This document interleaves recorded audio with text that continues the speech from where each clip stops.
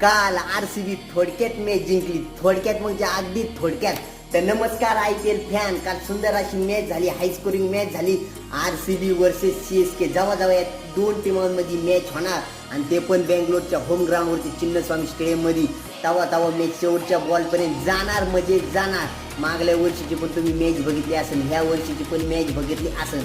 काल आरसीबीची पहिल्यांदी बॅटिंग होती ना, आरसीबीकडून विराट कोहली, बेथल काहीतरी त्याचं नाव आहे, आणि त्याच्यानंतरची जर्मन शेपर्ड 12-13 बॉलात 50 करून गेला आणि तिचं CSK हरलं. त्याच्यानंतर आता CSKची बॅटिंग, CSKकडून ओपनर म्हात्रे आणि जडेजाने सुंदरच बॅटिंग केली. पण शेवटच्या टप्प्यात सुएजच्या ओरीला जडेजाने 6 रन काढले.